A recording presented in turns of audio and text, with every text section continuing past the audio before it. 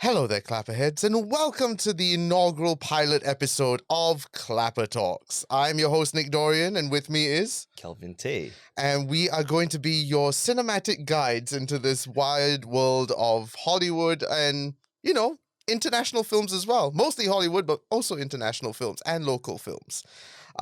If you don't know, me, Nick Dorian, I've come from a long history of podcasting and film reviews and acting and everything in between, working on Geeks in Malaysia, the possibly one of the longest running podcasts in Malaysia. We've been doing this for like 11 years now.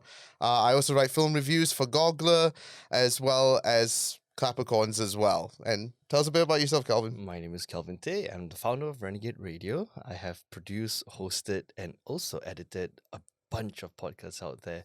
I mean, we have a long list there, right? From Epic Arcades to Book Notes Talking, Cultivating the Masses, Podcast Sessions Malaysia, and so much more. Now, Clappercorns is a small... Basically, we talk about film reviews and TV reviews all over the world. And you can find us on all social media. We're everywhere. TikTok, Instagram, YouTube. Not Facebook because... Who Facebook still uses Facebook? Yeah, I know, right? Right. It's become a wasteland of fake media and just... And auntie uncles lah, basically. Yes, Right, that's what it okay. is. And this is going to be called ClapperTalks, where me and Kelvin sit down and discuss the infamous clapperboard, where we discuss a movie of the week as well as talk a little bit about some entertainment news in between. And coming soon, we'll have a guest, hopefully every week, talking about their origin story and also give you some inspiration as well. So, to kick this first episode off, Let's go. we are going to be talking about Madam Web, the infamous Madam Web. You're showing off. Maybe a little. I made it a long time commitment to Yes. to just completely avoid Madam Web. Right? I know of the film. Yeah. I know the reviews of the film. I know how crappy it is, and I told myself, yeah, it's a show that even if I could even if I could pirate it, I would not freaking watch it at all. Right? Which you shouldn't. Piracy is bad. It's bad. Right? I watched it last night because we were just discussing on the back end. Nick was like, Kel, what show should we talk about? And no, wait, I asked him, hey, Nick, what show should we talk about? And Nick was like, you know what? For the first episode, Yes. let's do Madam Web. And I feel all the cells in my body just slowly degrading and dying. And I'd be like, why the would you want to do that to me, Nick? Now, wait. Okay, before we get into it, you know all the bad reviews. So did you go into it thinking it was going to be really bad, or did you keep an open mind? I tried my best to keep an open mind, Okay. right? Because there are a lot of times when you go on like IMDb or like Rotten Tomatoes and they will tell you, it's like 60% fresh or like 50%. And most of the time going in with an open mind and knowing that it's like a B-listed film, Yeah. you come out with like, oh, for a B-tier show, it's actually quite amazing, right? This one was all sorts of, why am I watching this? Why did I put myself to this? There's only like if I were to give a review of the show in like one sentence, Yep. this movie, Madam Web specifically, is 1 hour 57 minutes too long, which is the entire length of the film. I agree with that. It's why? See, that was when I first watched Madam Web, I had the exact same thought of, why was this even a film? The thing is, I'm not sure if you know, but Madam Web is famously known as a elderly clairvoyant in the Yes. comic books who Yes. sees into the future, who has these cognitive abilities, and most importantly, she's disabled. She's constantly in this sort of mechanical wheelchair. Now, She is basically Uatu from the Marvel universe, Yes. but instead of the multiverse, she's only looking at the Spider-Verse. yes. Right? Now, again, like I said, famously old, blind, clairvoyant, wheelchair. Let's get Dakota Johnson to be it instead. Where she runs around looking after 3 children. I don't even want to call them girls. They're children because they act like them. They are teenagers. Okay, in the Okay, film, yeah, in teenagers. the plot of the film, they are Yeah, teenagers. explain to me the plot because I still can't explain the plot. there's spiders. there's spiders in there, and then Dakota Johnson plays the role of Madam Web, right? And then we have Ben, her okay, a bit of a segue. Yes. Okay. I like how Ben, I forgot the name of the actor. Damn, I should know this. But okay, while you search for it, Yes. my segue is he plays the character Ben in Madam Web. The funny Yes. thing is, in his character in Parks and Recs, he's called Ben Wyatt. I feel like he left Parks and Recs just to become paramedic. Adam Scott. Adam Scott, yeah.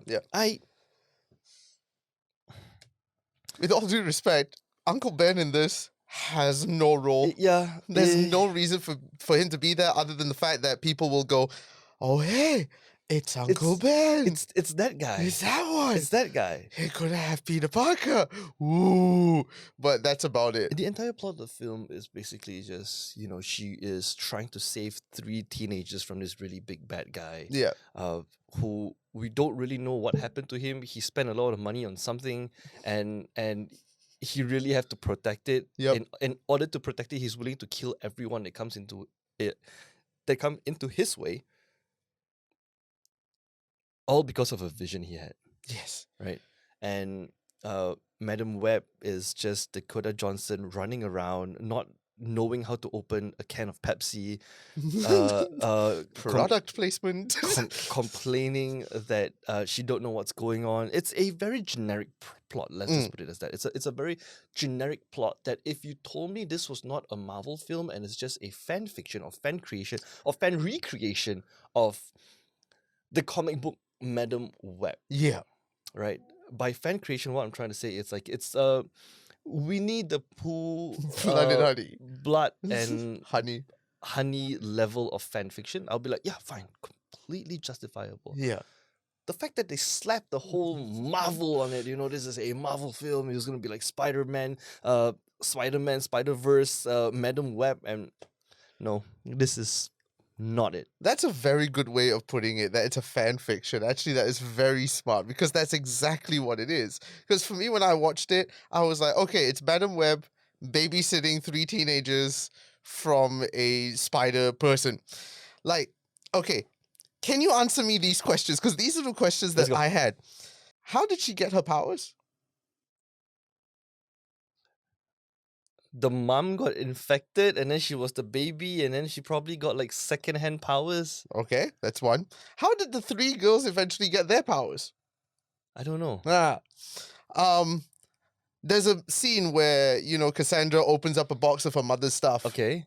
How did she get her mother's stuff? I don't know. At the end, when she finally harnesses her powers, how does she learn to harness it? Plot.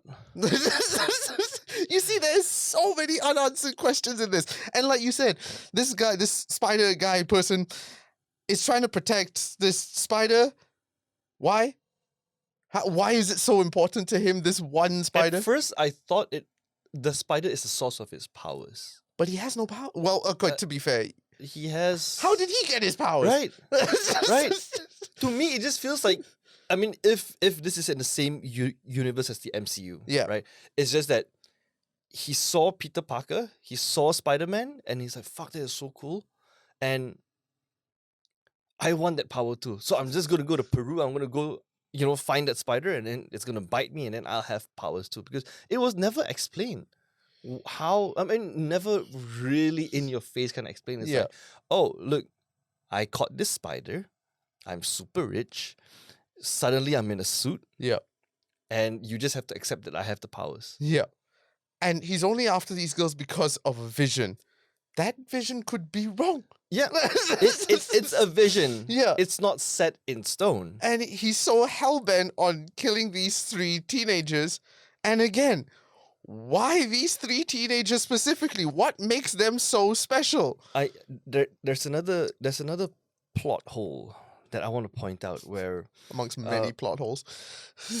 he only saw the girls in the vision. Yes. Right? Every night. Yeah.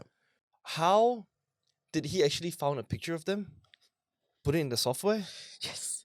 And then the software is like, oh, You know, he had to kill some CIA agent to get some super passcode that we don't really know Yeah. where's it from. And being the CIA is like you would assume, sorry, the NSA. Yes. The NSA. And if he had like a backdoor access to like a super secret government software that could track or trace every Americans in the state of New York, New I York. think The Bronx, Queens, in somewhere. in America, Somewhere in okay? America. How did no one know that? Hey, this IP address is not from where we are. There's a lot of things wrong with this film, and if you Yes. were to ask me, the biggest mistake that they made for the film is actually making the film itself. Yeah. Now that brings me on to a good point, which is what I'm very irritated at Sony about. Like, okay, I know they want to keep a hold on the whole Spider-Man property. Granted, they've got massive hit with, of course, Spider-Verse. Mhm.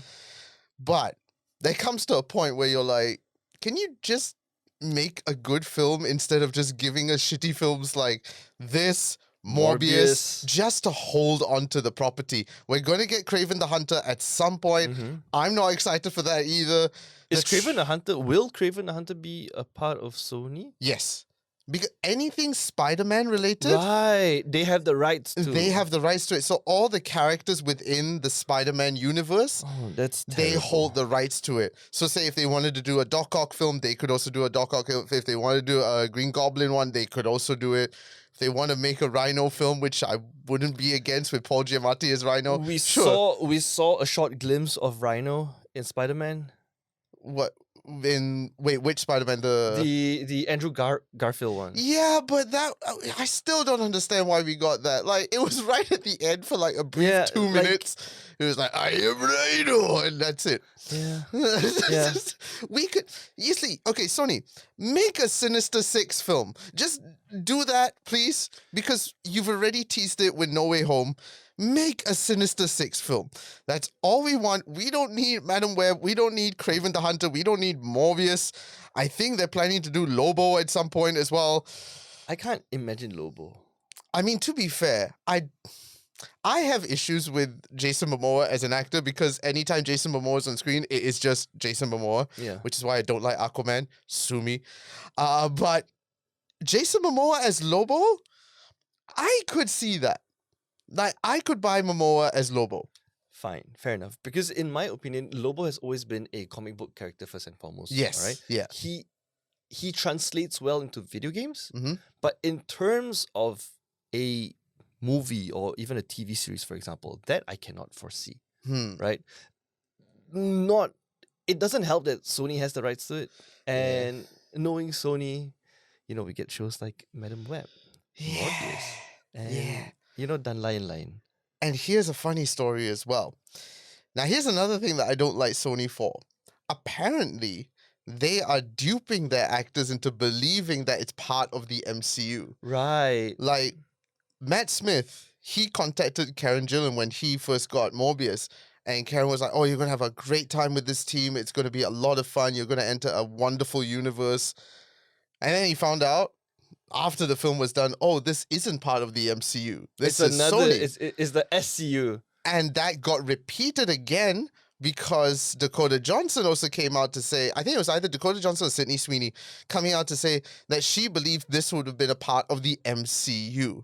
Right. So I think Sony is trying to get these sort of A-list actors to come into their universe by making them believe it's part of the MCU, which is honestly an extremely cheap tactic. Oh, that is such an bad thing to do, man. Even in Sydney Sweeney's SNL monologue, she bashed Madam Web.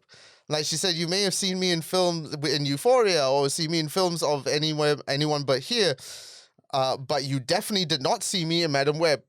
It's like, they know how bad this film is. And it's like, Sony, the blame solely lies on Sony's hands. And I'm like, do better, Sony. Stop convincing these people to act in your terrible films. Do better. You have the Spider-Verse. Use that as leverage and make something good. You could have given us a Batman Beyond film. The biggest question I have is and we just heard a Somewhere. Windows error message or something. Anyways, I was saying, knowing that the director that created Madam Web is the same guy that did Morbius, right? Woman. It's a woman. Yeah. It's a she. Yes, because she also came out to say, "Oh, one of the main reasons I wanted to do Madam Web is because I really love the Britney Spears song Toxic, so I want to input it there at some point." I'm done. Did she really say that? That whole toxic sequence in the middle at the diner is because she loved Britney Spears and wanted to put it in there. No joke. How did she like knowing that Morbius was to a certain extent, to a long stretch, a failure. Yeah. Right. It wasn't great. Let's just put it as that. It wasn't great. Yeah. Okay. They ruined a very, very good character. They ruined a really good part of what could have been something great. How did she get Madam Web? Look, I don't. This is going to cause a lot of sensitivity around it, but I have good reasoning for what I'm about to say. Diversity. Now, look, I'm sure she's a great director on some things. I'm sure that she could do wonderful things. However, don't hire people purely because, oh, they're a woman, oh, they're black, oh, they're Asian, purely for the sake of it. Because then you're actually doing them an injustice. Hire them purely based on their capabilities. If a guy directs it, if a woman directs it, if they are wonderfully capable and have a great vision behind it, that's great. But in this day and age, unfortunately, and again, sensitive subject, diversity seems to happen because of the sake of, oh, we need to do this because it shows how diverse we are, instead of actually going, we hire them for a good reason. Definitely. Case in point, which I'm sure we'll get to at some point, The Acolyte. Don't get me started on The Acolyte, but at some point we're going to talk about that, I'm sure.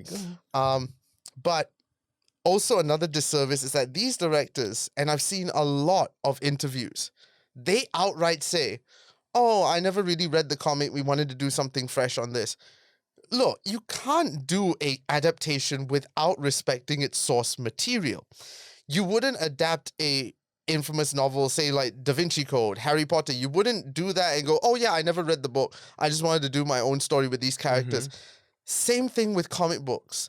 I feel like that's becoming more and more common, that directors and writers will be like, oh, we didn't read the comics, we just know the basic idea of the character and did a film about that.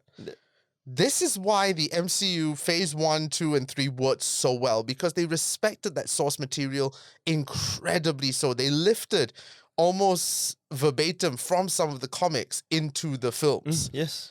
But now it's somehow been skewed and they're just making films based on these characters according to what people want. You have to find that fine line between what the people want and what you want to do. If it's going to fail successfully, in the sense of you did something that you're proud of. If people didn't like it, okay, but at least you've delivered something quality and something that is connected to the comic books in some sense. You can tell from the get-go, the second they hired Dakota Johnson, you knew they are not respecting the comics at all. And that's where the fault lies, because the comics have great storylines. Just take it from there. Deadpool and Wolverine, which we will get to in a bit. You know how much respect Ryan Reynolds has for that character. And that's why the films work so well. That's why Madam Web didn't work. Didn't respect the source material, wanted to put Britney Spears Toxic in there, and just shitty script writing. I feel like the Marvel original MCU has came a very, very long way. The whole reason why Iron Man started was because Marvel wasn't doing so well then.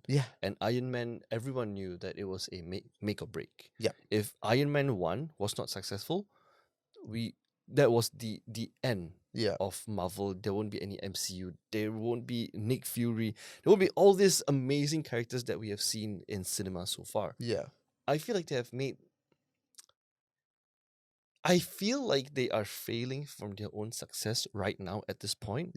Where it has been super diluted to, oh shit, this is not what we were here for. This is not what we planned for.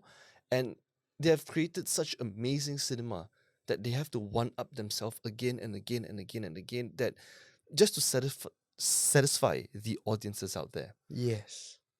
Sony, on the other hand, is like, oh, look at this amazing success that has, been going on for almost 1.5 decade now. Yeah. These are the amazing characters that Marvel has done in both the comic book and also the MCU. We have these characters too. What can we do with this, Nick? Yeah. And then they came out, and that's how we got all this really fan fiction films. Let's just put it as that, okay? Fan fiction films. I agree with you on that point as well, but I'm going to add to that because, yes, they have this library of characters. But again, it boils back down to we need to keep this property. But Sony, every time you put a film out based on any Spider-Man character, you automatically refresh that 10-year tenure that you have. You have 10 years. Don't be so concerned about, oh, we need to get a film out as soon as possible, which is why all these films are terrible. Because you are rushing them, you're getting any Tom, Dick, and Harry to come and direct them and write them, and we get really bad films. Don't you want to make good films, Sony? Like, give us something good. Yeah. Apart from the Spider-Verse, you can do so much more. We'll talk about more after this break.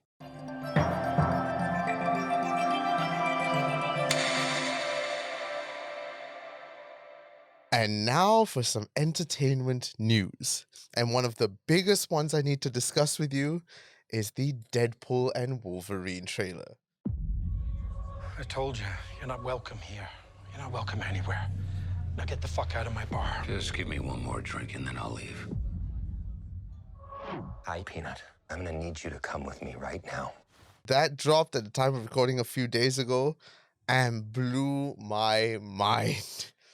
I really looked forward to it since the announcement last year. Yeah. Right. They did a small teaser, and we all knew that Deadpool 3 is coming out. Yes. Right. We all knew it was coming out. But no one really expected Ryan Reynolds to be able to bring in Wolverine. Exactly. And the TVA. TVA? Yep. Excuse me, what? Yep. Right? And I feel like it's going to ride on not only the success of Deadpool, but the success of Loki as well. Yes. Because you have a mixture of all these great franchises. Yes. Just into a big boiling pot of what are we going to expect? Mhm. It's Deadpool. And the fact that, like you said, he managed to get Hugh Jackman back because Hugh Jackman was famously quoted as saying after Logan, he was done with Wolverine. Yep. He's hanging up the claws. He's done. He will never come back. There was one exception he made. He said, look, if they want me to join the Avengers, I will come back for that. But that was it. So when that first announcement came that Ryan Reynolds was bringing back Jackman, I think that got a lot of people pumped because that's, as a Deadpool fan from the comics, that is something that we have been dying to see because their relationship in the comics is one of the most famous love-hate bromance relationships out there. And you can't have Deadpool, just as much as you can't have Deadpool without Cable, you can't have Deadpool without Wolverine as well. It's a love-hate relationship. It's more of, actually, it feels more like a sibling rivalry than a bromance. Yes. Right? It's like, I love you, but I hate you. And why are you here? And what's even better is that they're bringing the OG Wolverine outfit. The OG yellow. I'm waiting for the helmet. Come on, you have to do the cowl. I feel we won't be able to see the helmet. I personally feel. I feel we will in the third act. Like right at the third act, with the big fight action sequence, he's gonna put on that cowl and be like, let's go. How I see it is when the TVA is involved. Yeah. It's just me guessing here because we only saw the trailers. We will see different variants of Wolverines. That's what I'm hoping for. And I was just discussing this last night. One of the main things I really, really hope is they go back into the timeline of that first Wolverine film. No, hear me out. Oh. And Deadpool meets the OG, really bad, they sewed his mouth shut Deadpool. The Project X Yeah, basically if you haven't seen the first Wolverine film, that was actually the first appearance of Deadpool. And the directors went, "Hey, this guy's named the Merc with a Mouth. He's known for his quick one-liners, fourth wall breaking, and absolute out there humor. Let's sew his mouth shut." Yeah, and he looks like just pure All these- skin, like and all these burnt. black lines and stuff. It was terrible. It was one of the worst things about Deadpool, but if it wasn't for that, Ryan Reynolds would not have been able to make Deadpool in the first place. That was the main reason why he wanted to do it, because he knew he wanted to do Deadpool one day, and this was his first entry point. So if they were to do that, this film wins for me. And I also like the fact that how Deadpool 1 was leaked. Got leaked. Yep. leaked. And when it came out, everyone was Fans like, lost there. I still remember the first time I saw that really, really bad quality trailer on YouTube. And I thought like, oh wow, CGI has came so far. and someone actually made like a fan what if version Yep. of a Deadpool, because it was short. It was like It was basically was- the car action sequence of the first where film. he jumped down Yeah. the bridge. And lo and behold, It was actually part of the film. leaked. Yeah, leaked by Ryan Reynolds. Yeah. But what's interesting though is now it seems like from this trailer we've got our major villain, which will be Cassandra Nova. For those who don't know, she is essentially the twin sister of Charles Xavier, who is hell bent on destroying all mutants. She has that vendetta and she wants to destroy all mutants, which I'm guessing is what will happen in this film. There's gonna be a lot of multiverse going through portals and whatnot from the last shot. We've got the Doctor Strange portal right at the end where they jump into multiverses. And then we have a Jumbo Ant-Man. Yes, Jumbo Ant-Man, which is very interesting because in that shot we have got a multitude of characters that you wouldn't expect to return. Oh, really? Yes. So, okay. Definitely confirmed is Sabretooth. Okay. Sabretooth is definitely coming back. So that's where the first Wolverine film will probably come into play.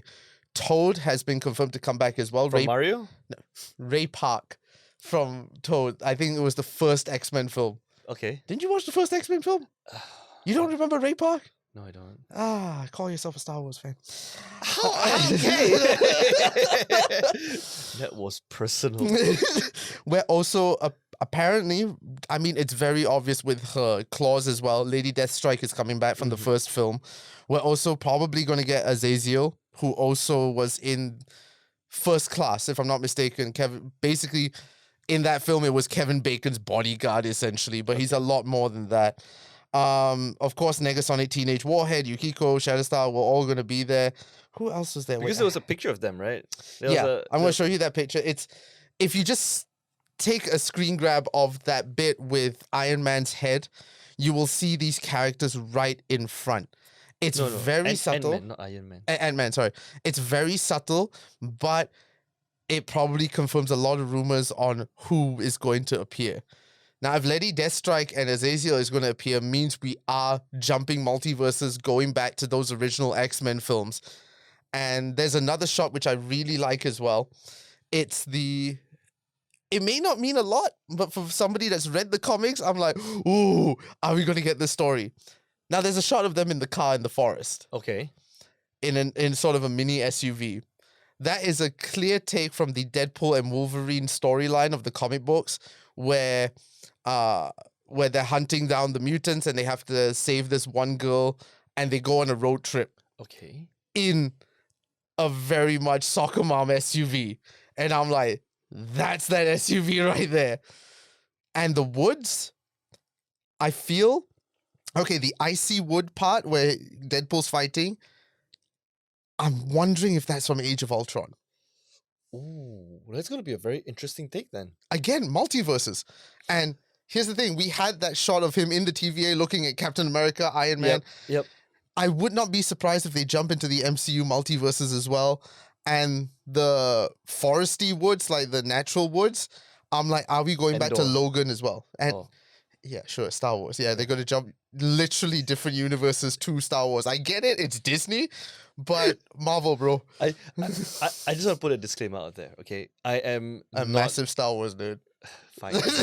And I am not the biggest X-Men fan. I did not grow up with X-Men. Okay. And everything that I've learned about X-Men very recently in the past couple of years is through a game, Okay. which is Marvel Snap.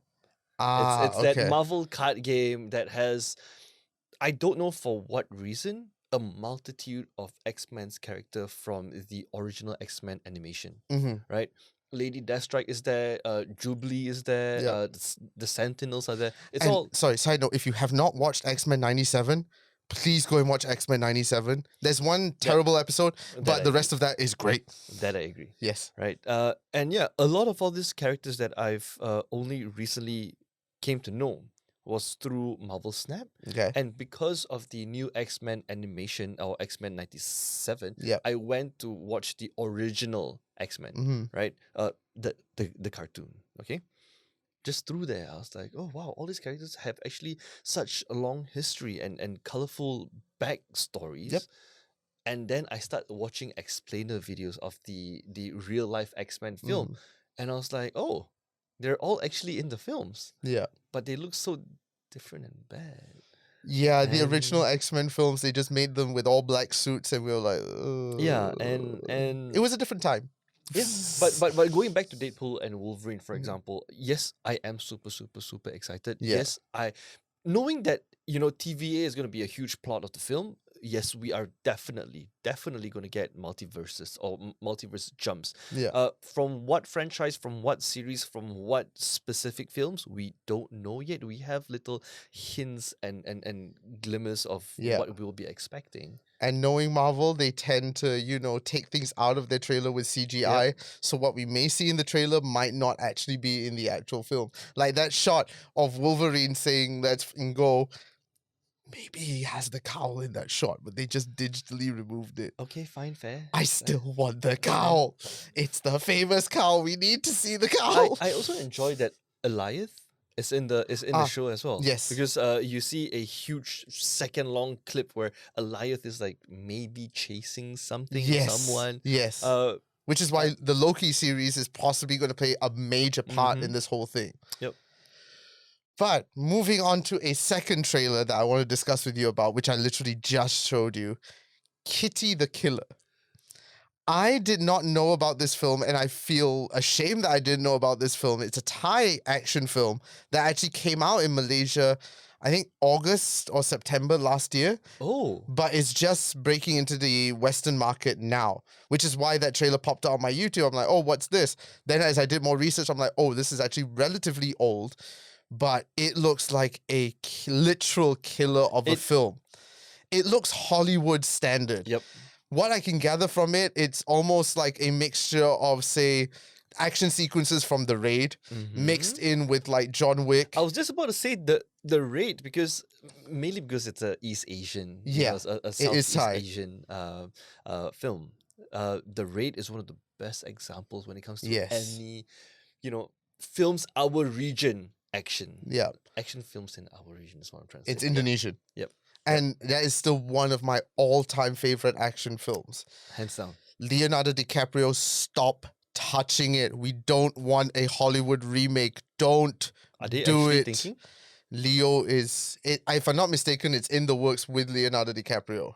I don't understand. Hollywood. See, again, the wide world of Hollywood, it makes no sense sometimes. Just leave good things alone. Yeah. So going back to Kitty the Killer. Yes. Right. That's the name of it. Yeah, right? Kitty the Killer. พวกเราแฝงตัวอยู่กับสิ่งแวดล้อม พวกเธอถือเป็นมือสังหารระดับพักการที่เก่งกาจที่สุดเท่าที่โลกนี้เคยมีมา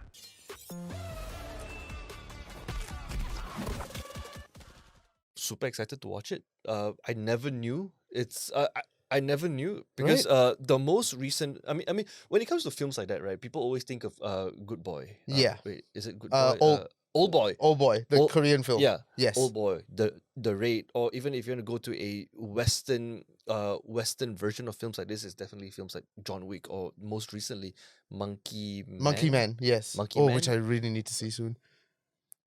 I never knew Kitty the Killer was a thing until you showed me the trailer earlier. Now I will go and watch it maybe this weekend with a couple of friends. Yeah. Uh, And it looks like a really big, but it looks literally Hollywood level. there's blood. Yep. There's gore. There's girls in cat mask. Yes. A lot of action, and the story sounds kind of fun. Yeah. And also what I really love is that they've implemented some sort of anime sequences into it as well with animation. Even there are times when they're fighting with the swords and there's a little bit of a like almost like 1969 Batman ching Yeah. things coming out of it. The other thing I want to ask you was I don't know how much you know about Kitty the Killer, but is it based on a comic book? Because in the trailer itself, there are little jumps to like comic strips. I don't think it's wait, let me pull it out because I got some information about it. I don't think it's related to any sort of comic book or whatnot. I think it's literally a brand new original film. Okay. Yeah. okay. Maybe they just added in to have like a comic book stylized version. Yeah. Or maybe it's just in the trailers itself only. Reminds me a bit of Kill Bill as well. That's what I was going towards. Yeah. Because the action of the film, maybe because it's like a female protagonist or something along the lines of that. Number one, it reminds me of Kill Bill. Number Yes. two, the action sequence and maybe the post-production scenes makes feels a lot like The Raid. But one thing's for sure. I use the term mindless action movies a lot, Yeah. but this is how I categorize them. A mindless action film is like, even if the plot line is bad, the action and the gore justifies everything. It's a fun kick back, sit down, have a cup of nice coffee, or have a nice cup, have a nice cup of coffee, you sit down, you relax, you just want to unwind. Yeah. Those are what I call mindless action films. Yeah. Right? Kitty the Killer looks like it fits nicely in that Yes. mindless killer film genre. Yes. So this film comes out in the US May 7th, 2024, but apparently is already streaming on Amazon Prime. Okay. So if you have Prime Video, I can't confirm whether it's on Malaysian's Prime yet. I will check that after we're all done. But if you can find it on Amazon Prime, I think this will be a great watch, a great fun watch for a night in, just to hype yourself up, Yeah, have some fun. yeah. Yeah. So Just meet up with a couple of bros. It's like, hey, dude, I got this really, really nice film. Let's just check it out together. yes. So go and catch Kitty the Killer. Go check out the trailer. And then if you want, go check out the film. Now, the other piece of news that shocked me recently is related to our good friend Kevin Feige. Now, apparently, Kevin Feige has been accused as wanting to kill Kamala Khan in the comics so that it would work in favor for the MCU. Now, this is coming from the writer, Miles Morales Spider-Man writer Cody Ziegler. She appeared on the Amazing Spider-Talk podcast and was basically quoted as saying, "It was funny watching when the whole Kamala stuff was going down. The Amazing Spider-Man writer Zeb Wells had told me months before the plan, which was Feige was like, hey, I don't do this very often, but can you please do this to make things in line with Marvel because we have some stuff that we want to do with Kamala." So Wells was like, screw it. I'm the guy that drew the short straw. People are going to be very mad that I have to kill Miss Marvel. Now, the interesting thing is, so, of course, Kevin Feige was accused of this, but Marvel has come out to basically deny the reports. Reports of Feige's involvement in the death of Miss Marvel storyline are greatly exaggerated. Marvel clarified with IGN that Ziegler's version of events is inaccurate and that the decision to kill Kamala and resurrect her as a mutant was collectively made by Marvel Comics editorial staff, not Feige. Somehow, I don't believe that. I am lost for words. I don't know what to say. I didn't know he has that much of a power. Well, he is the chief content officer of Marvel Comics as well now. Right. I always thought he was just chief what now? Chief content officer. Chief Okay. creative officer, chief content officer with the CCO. Right. Yeah. Not only He's not MCU, CEO, but just Marvel in general. Marvel in general. Wow, okay. So he has control over the comics as well. So for them to go, oh, this came from Marvel Comics. Who is Marvel Comics now? It's Feige. And why would Marvel Comics want to say, hey, you need to do this to be more in line with the MCU? what does the comic side have to do with the MCU in terms of like giving orders? This clearly must have come from Feige. And if it is true, the hell, Feige. Like, we get it. You want to do things with the MCU, but don't influence the comics just because of the way that you want to do it in the MCU. Isn't the MCU sort of separate from the comics anyway in terms of timeline? Because from what I know, I mean, just through all the MCUs that we've seen, a lot of the stories in the films are based off not only characters but plots in the comic books as well. Yeah. Depending on which series, which creator, which parts that are retcon or just not retcon itself. Why do you have to kill off a character specifically in the comic books to justify what you want to do in the films? Yeah, like granted she came back in the comics, but the initial decision to kill her off in the first place, that I don't feel was necessary.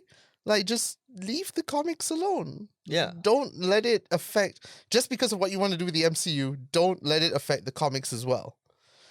But, Feige, that's all I have to say. Feige. And now from Feige over to Gunn. James Gunn? Yes. Before you continue, good or bad? Go to bed? Good or bad? Oh, good or bad? I was like, before he continue, go to bed. I'm like, do I look that tired? Good news. Like, he's been teasing a lot about Superman Legacy. And one thing that seems to be a constant is his references to the very first Action Comics. Like the one where Superman is holding like the car? Yes, like he teased that image the very first time he talked about Superman Legacy. And then I think like a week or 2 weeks ago, he posted up a picture of him, Rachel Brosnahan, and I can never remember the lead actor's name, the one that plays Superman. They were all reading Action Comics #1. Now, he's also put up an image on Instagram of the original Superman logo from Action Comics #1. That sort of crest with giant yellow crest with a small tiny S on it. Okay. So now it's making everyone suspect how much is that very first issue playing a role in Superman Legacy. Like, are you doing that? Yeah, there it is. I mean, I'm gonna put it up here, but yeah, that's the S logo. So it's like, how much influence is this going to have now on the Superman Legacy film? Interesting. And why are you posting it so much? It's intriguing a lot of fans because undoubtedly that was the very first appearance of Superman. And Superman Legacy is sort of going to be an origin story of Superman rather than like what we got with Christopher Reeve's Superman, which was straight in the get-go. Oh, here's Superman. Are we going to explore more of his origin story? And also how that batteries are also very important for lights. That one died, and now this one died. This is why this is a pilot episode, folks. Yep. It's testing in the making. It's an R&D process, but that's what makes podcasts great. You never know what's going to happen. A lot of R&D. Yes. So that is one of the major news coming out of Gunn's camp. I am super excited for this film, mainly for one reason. Nathan Fillion is Guy Gardner. I just saw it. Yes. I just saw it. Nathan Fillion. Nathan Fillion is going to be, I mean, sure, it may not be OG Green Lantern Hal Jordan, but Nathan Fillion as Guy Gardner fits like a glove. Right. Guy Gardner is sort of this sarcastic, pretty boy, hunky, sort of odd humor, and that fits Nathan Fillion down to a T. I just want to add, these are, I mean, I'm looking at James Gunn's Instagram right now, and these are the characters that are quoted in his caption, right? Superman cast. Yes. Eve, Mr. Terrific, Superman, Otis, Lex, Peter Safran, Jimmy Peter Safran is the producer with Gunn. Metamorpho, Lewis, Hot Girl, Guy the engineer, blah blah blah blah. blah. You're just looking at the list of characters. Big cast. So and when it comes to anything DC, yes, right? I've always wished they could create a DC universe based on the animation that we kind of grew up on. That was Justice League was one of the maybe I'm just being nostalgic. Hey, you got the Arrowverse. We're done with the show, guys. I'm done. What, you didn't like Crisis on Infinite Earths, the Arrowverse version? No. If I were to just throw it out, right, besides the Justice League animation series that we kind of grew up on, Yeah. one thing DC does best when it comes to superhero stuff Mhm. is the animated universe. Yeah. I think that's what it's called, right? I mean, the latest Crisis on Infinite Earths, the first part The was first part, yeah. brilliant. It's so good. It's so good. And then you have the overarching art of Justice League that is based on the Flash's Flashpoint. Yes. Right? And oh my god, They do a lot of good things with the I animation. wish they could put that on a scale, side by side with the MCU. I'm hoping that with Gunn's involvement, things Mm-hmm. will change. Because granted, the DCEU was a mess. Yeah, Like, thanks, Snyder. It was a mess. And hopefully Gunn, I have faith in Gunn, especially with what he's done with Peacemaker, with Suicide Squad. I feel he's on the right track. And with Superman Legacy, I feel there's a lot of good things coming. And I'm really, really interested in what he does with that. I feel like if you're able to create a series based on a anti-hero or like a what is Peacemaker? He's a An anti-hero. right? Yeah, he would be. He's a anti-hero based on powers that he utilizes through different helmets Mhm. and make it so bloody amazing. I feel like we're definitely going to a right direction for the DCEU. Yeah. Right? No, is it called a I DCEU? don't know what it's called now with under Guns DCEU. I don't Guns know. DCEU. Yeah. But when it comes to Guns, the list of success that he have created, dude, Guardians of the Galaxy Volume 3. Yeah. I cried Me too. for a CGI raccoon. Yes, I know. Me too. When I was in the cinema and we're just watching that specific scene, of like all this high evolutions experiments. Yeah. Dude, even now I'm just tearing up a bit. I know. Oh, And- Guardians of the Galaxy Volume 3 was so good. I feel like he might be, this might be a stretch, might be the best director right now Mhm. to revive what DC has lacked for the past decade. I hope so. In Gun we trust. Thanks, Snyder. No Now, thanks. into another piece of DC news. It's sort of DC adjacent because Watchmen was technically under DC's arm. Mhm. There's there's an actor that came out that I was like, he initially wanted to play Rorschach in the Watchmen film, coincidentally, Snyder's Watchmen film, which was great. So why did you mess up the DCEU, Snyder? I did not expect this. Tom Cruise initially wanted to play Rorschach in the Tom Watchmen. Cruise? Tom Cruise. Mr. Impossible. Yes, wanted to play Rorschach in the Watchmen film. Okay. I'm like, that's a choice. Because when I I'm think glad of he Rorschach, didn't, though. I'm very glad he did. I'm That glad would have he been a didn't, very yeah. different Rorschach. Because, okay, he could have played nobody because he doesn't fit in the Watchmen universe at all. So I don't know why Tom Cruise wanted to do that in the first place. Now, Snyder recently was a guest on the Happy Sad Confused podcast, and this is when he revealed that Tom Cruise initially, he wanted to have Tom Cruise in the role of Ozymandias. Ozymandias. Oh yeah, he wanted the role of Ozymandias in the film, but Cruise himself wanted to play Rorschach. Jackie Earle Haley was a great actor for Rorschach. Is that the name of the actor? Yeah, that was the actor that played Rorschach. He was brilliant. That scene, the end scene where he blew himself up, the scene in the prison fight scene that he Yes. did, where he boiled oil. Yeah.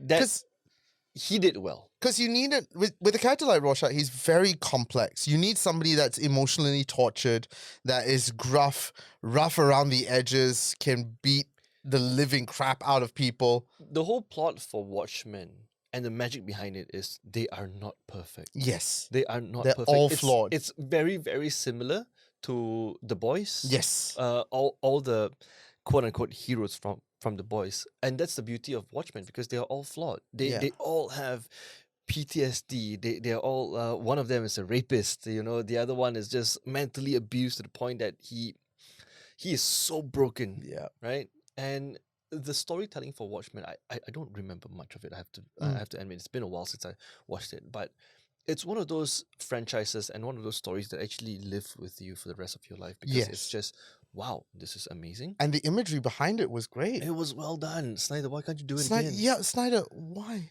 Snyder, why?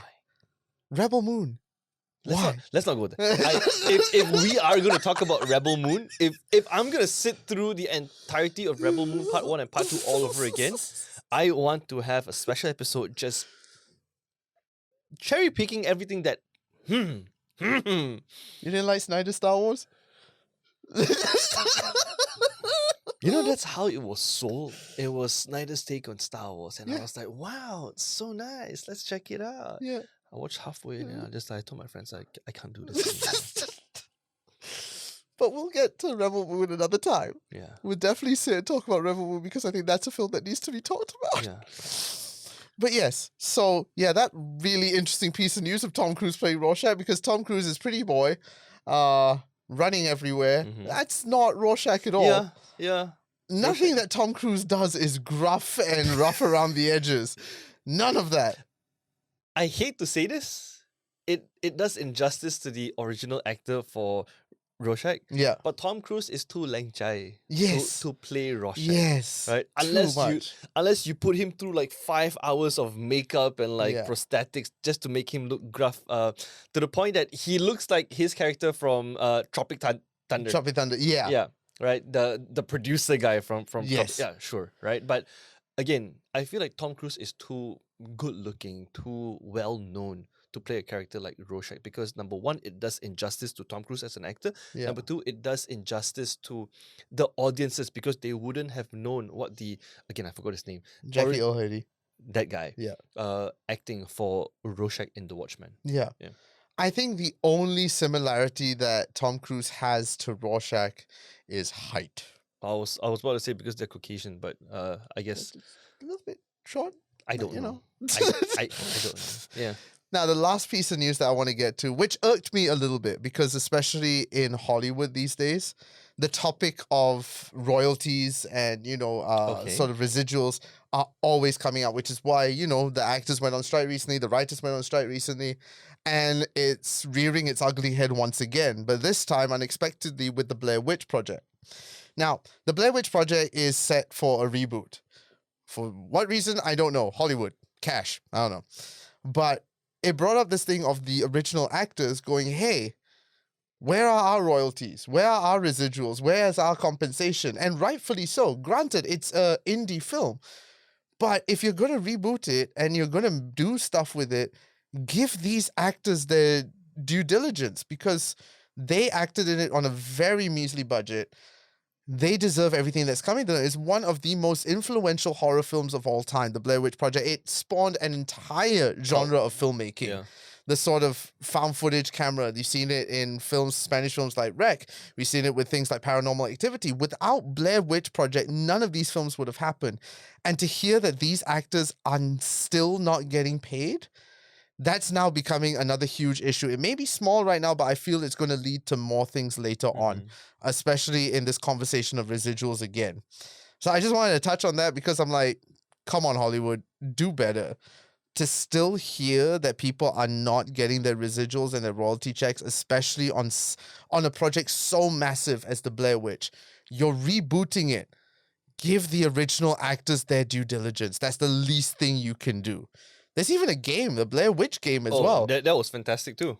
Still, nothing is coming to these actors. And I get it, indie, but indie deserves better. Do better, Hollywood. What he said. Do better, Snyder. So yeah, that's, I guess, this week's episode of ClapperTalks. We talked about a terrible film. Theme song, yay. We've talked about a terrible film. We've talked about some interesting goings on in Hollywood. This is obviously, like I said before, the pilot episode.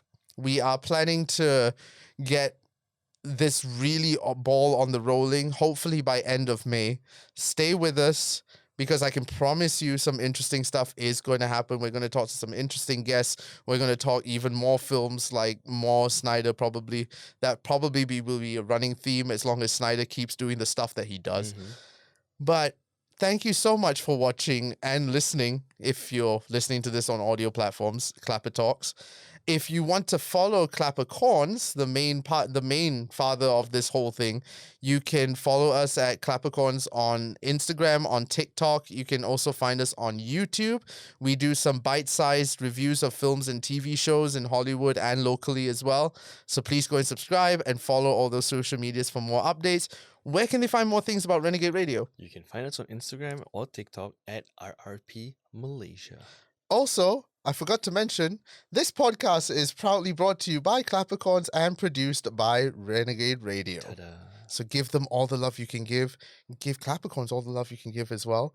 And until next time, I am Nick Dorian. And I'm Kelvin Tay, Keep watching the movies. signing off.